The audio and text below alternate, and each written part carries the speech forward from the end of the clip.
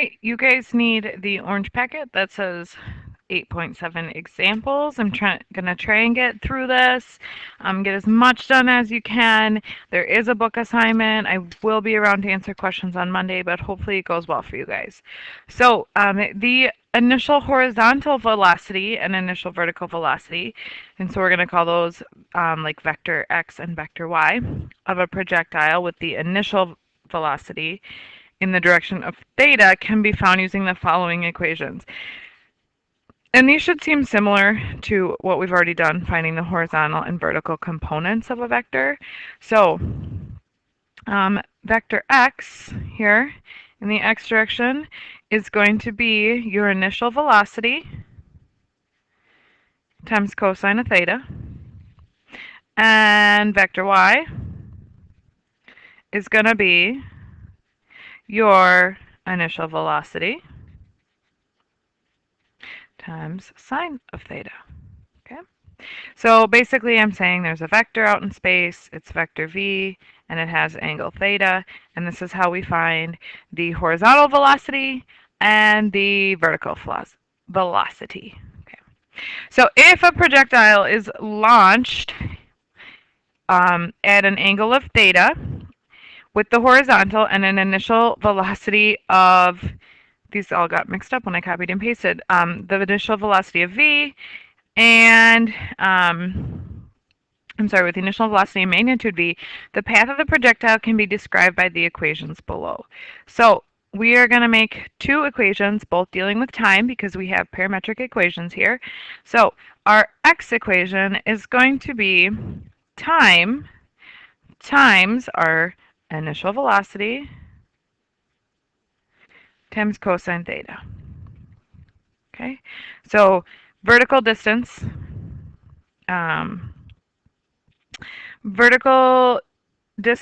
is the velocity times the time. Okay, so forgot that one. When we talk about, I'm sorry, this was the horizontal distance, isn't it? Moving from left to right. When we talk about our vertical distance, our y, we now have to kind of account for gravity. So time is going to equal, or y is going to equal our time times our vector v sine theta. Okay, and then we have to remove the displacement due to gravity. So that's going to be 1/2, where g is gravity, and then we're going to have time squared here. And Mrs. Vogt, what is g? Well, we're going to use two things for g here. If things are in meters, g is going to be 32, or I'm sorry, feet, 32 feet per second. Or if it's in meters, g is going to be 9.8 meters per second. So notice things are either in meters per second or feet per second. So as we go through our packet, if things are not in these same units, we won't be able to use them. And so for the most part, we're going to be using feet per second. So what's going to happen is our equation is going to turn into t times the velocity sine theta minus 16t squared. And you're going to see this quite a bit when we're using feet per second.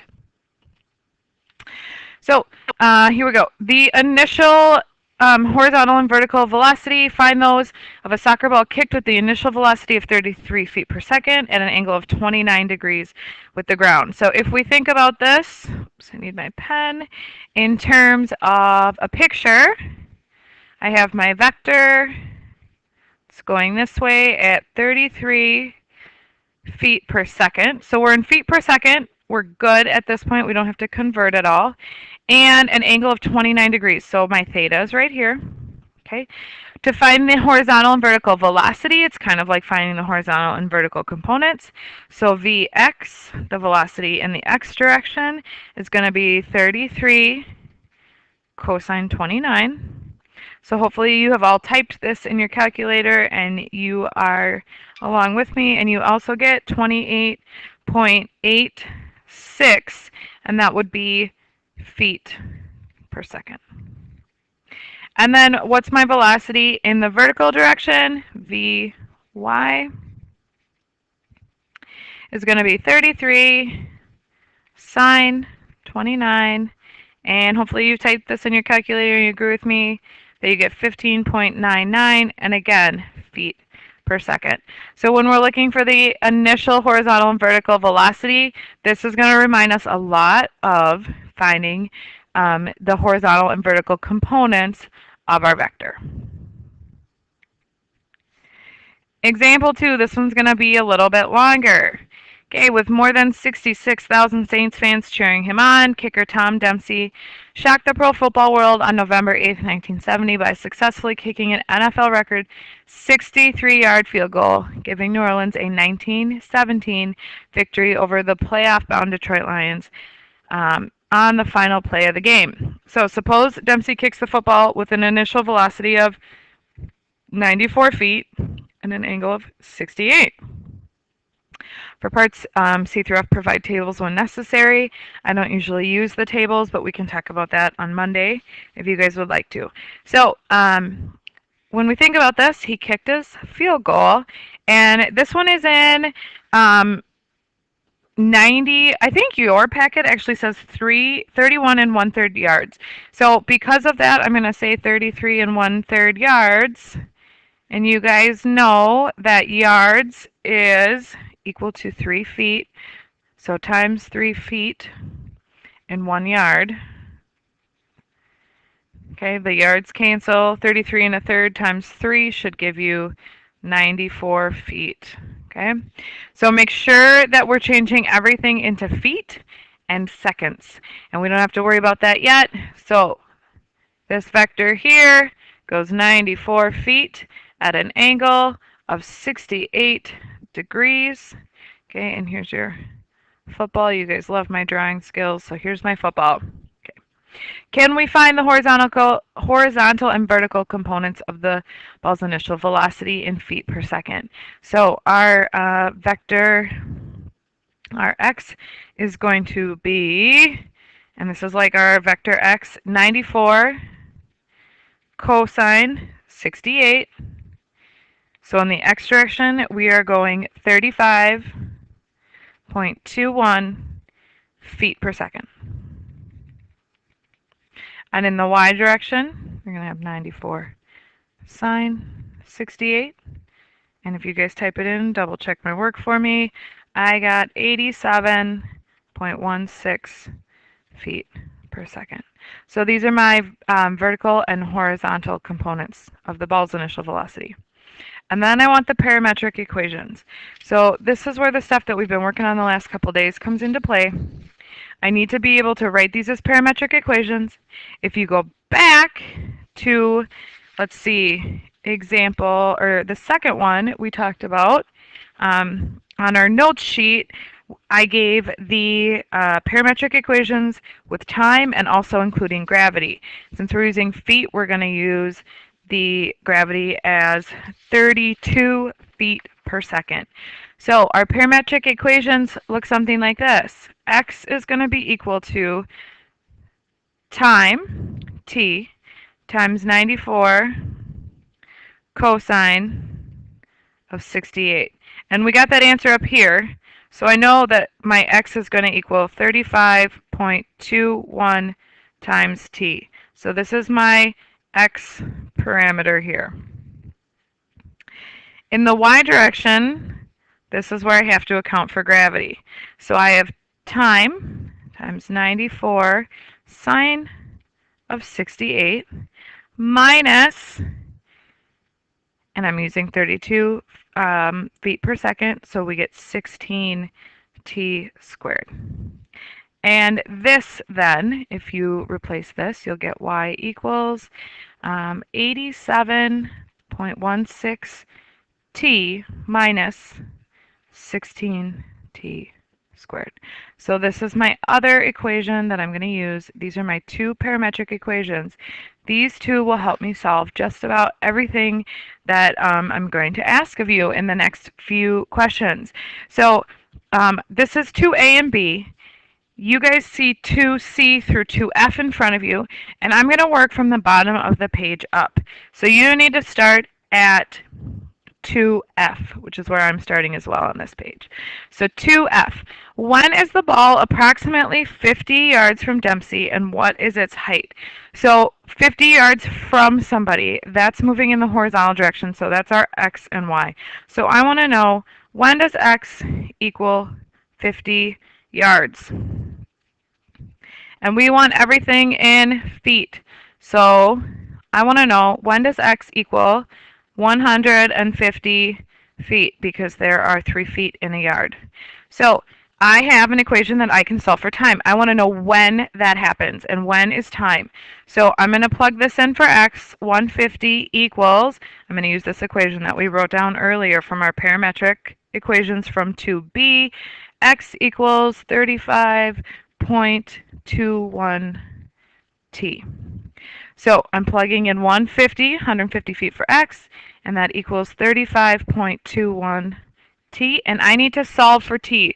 So I should divide both sides by 35.21. And you guys are hopefully checking my work. I got t equals 4.26 seconds. Okay, so everything is in feet per second, so time should be in seconds. So when is the ball? This is when, at 4.26 seconds. How high is it? Its height is our y equation. So we're going to take this t and plug it into our equation. Y equals 87.16 t minus 16 t squared. This was the equation we wrote back in 2b. And I want to know, when time equals this, what is y, or what is the height of the football. So you're going to plug this in. Y equals 87.16 times 4.26 minus 16 times 4. It does not look like a 4.26 squared. And again, I hope you guys are checking my work for me, but I got y equals 80.94 feet. So this is the second piece, okay? When is the ball? Find the when, time, and what is its height? Plug in time for your height equation and see what you get. You guys remember that I said you could hit pause whenever you needed a break. So if you need one, make sure that you go ahead and hit pause. So when is the height of the ball? 30 yards. So height is going to be our y direction. Okay? I want to know when the height is 30 yards. And 30 yards equals 90 feet. And I need to be in feet here. So I'm going to say, when does 90, my y value, equal, so this is my y equals 87.16 t minus 16t squared. So I want to know, when does y equal 90? So I'm going to plug that in here. I need to solve for time. And I hope that you're all thinking, to solve for time, I need to use the quadratic formula.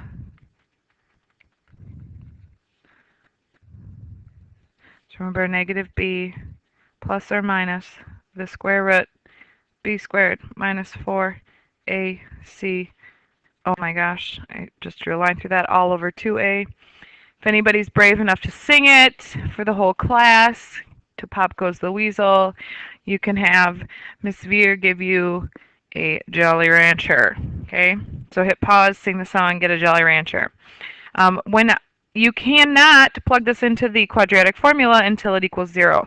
So I need to move 90 to the other side. So at this point, I'm going to write it like I'm used to seeing. Negative 16t squared, I usually see t squared first, plus 87.16t, subtract 90.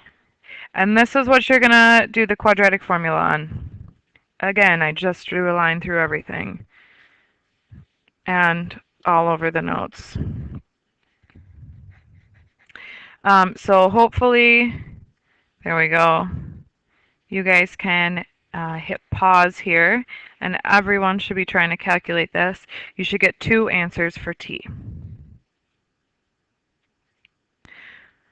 When I solved using the quadratic formula, I got two answers. T equals 1.38, and remember that's seconds. And I also got 4.06 seconds. So the height of the ball is 30 yards. If you guys think about this, the ball is going to make a parabola shaped. Okay, it's going to start at 0 and go back down. When time equals like 1.3 and when time equals 4.6, that's when the ball is 30 yards in the air. So you should get two different times here. But I want to know, where is that height? So height is I want to know how far away it is. And how far away means how far in the x direction. So I need to plug time here into my x equals, and what's my equation? My x equals 35.21 t. So if I do that up here, I should have two answers. I'm going to have x equals 35.21 times 1.38. And you guys are checking my work. I got 48.59 feet.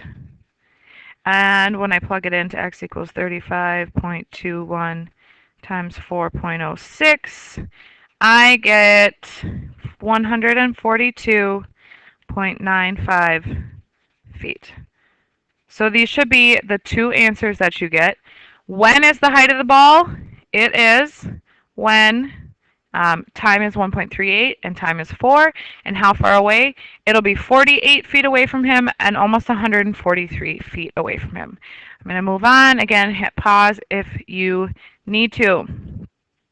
So suppose Dempsey is making a 62-yard field goal attempt. Again, we're going to take 62 yards, multiply by 3 to get 186 feet. We want everything in feet. If the top of the crossbar of the goalpost is 10 feet above the ground, will he be successful again? So for this, you know I always talk about my poor spatial reasoning. I need to draw a picture to make it make sense to me. So here's the guy. He's going to kick a field goal. Here's my field goal post. And I know that this piece here is 10 feet. And I know that this piece here is 186 feet. And I need to know, if he kicks the football, is it going to make it? So how long does it take him to travel 62 yards? That's the first thing I figured out. So how long does it take to travel? So time to 62 yards. Okay. To do that, that is in my x direction. How much time does it take? So I'm going to say 186 feet equals, and I'm using my x equation right now, 35.21 times t. You divide both by 35.21, and I get time equals 5.283 seconds. So that's how much time it would take for this ball to travel 186 feet or 62 yards. So now that I know how much time it would take, I can figure out how high is the ball at 5.283 seconds. If the ball is higher than 10 feet, he makes it. If the ball is less than 10 feet, he doesn't make it. So let's try that out. Let's plug it into our y equation. So y equals 87.16, and then I'm going to multiply by my time here, 5.283 minus 16, and then 5.283 squared. So we're back at that function there. And when I got this, I got 13.9 feet. And because that's greater than 10 feet, the answer is yes, he will make it. Here's the last one, and quite possibly the trickiest one. After how many seconds does the ball reach its maximum height, and what is its maximum height? So here's the way that I think of this. This ball is going to travel like a parabola. It's going to start at time 0, and then it's going to hit the ground. So the peak up here is going to be halfway between when it starts here and hits and is at the ground and when it hits the ground. So if I can find these two things, I can find this. To find these two things, we're going to use the quadratic formula again. So I'm going to just set it up and say 0 equals, I want to know 0 equals, and use my quadratic formula, 87 point, what did I have, 87.16 t minus 16 t squared. And then I don't actually have to use my quadratic formula for this one. You may. What I'm going to do here is just factor out a t. And you might be saying, Mrs. Vogt, what good does that do? When I do this, I know I have two things. I know that either t equals 0 or this chunk equals 0. So one of my times is going to be 0. That comes from this. If t is 0 here, this whole thing is 0. The other one I'm going to do is set it up, 87.16 minus 16t equals 0. And then I'm going to solve for t. So I'm going to move 16 to the other side and divide by 87.16. And if you do that, I got 5.44 seconds. So that's here, time equals 0. And, I'm sorry, I was wondering why I couldn't get it. It was divide by 16. Hopefully you guys caught my mistake here. And you're going to divide by 16. And then you'll actually get 5.44 seconds. And those are the two places. And 0 seconds here. These are the two places where the ball hits the ground. It starts at 0 seconds and lands again at 5.44 seconds. This right here is midway between 0 and 5.44. So between 0 and 5.44, you're going to take 5.44 and divide by 2. What's halfway in between them? It is 2.72 seconds. Okay, that is right here. At 2.72 seconds, we are at the peak of our vertex. So after how many seconds does the ball reach its maximum height? T equals 2.72 seconds. How far away is time from the ball when it reaches its highest point? How far away? That's our x direction. So we want to plug this into x equals, and we plug it into x equals 3, what's our equation? 35.21 times 2.72. So when you do that, 35.21 times 2.72 seconds, it is 95 feet away from him. And what is the maximum height? I don't think I asked you guys this on yours, but it was a good practice. What's the maximum height? We're going to plug 2.72 back into our y equation. So y equals 87.0, I said 87.16, I believe is what I had, times time, which is 2.72, minus the effect of gravity, and I got 118.7 feet. Okay, guys, if you are still with me, congratulations, you did well. If you need to pause to catch up and copy this down, ask questions of each other, go ahead and do so. Your homework is out of the book. If you guys have time and somebody wants to go over to Miss Harrod's and grab the book of carts, or if she brought it over, your homework is page 531. You need to do 6 through 9 and 15. So there's not too many problems. If you guys missed anything and you want to look at anything again, I scanned this packet in, so the whole packet is on my website. I also put a blank copy of the packet on there, or I plan on doing so. I believe I've got it up already. And then the answers to the homework are up online as well. And go ahead and get started. I expect you guys to have this done. We are starting on day 2 of this packet when I get back on Monday. Thanks, guys.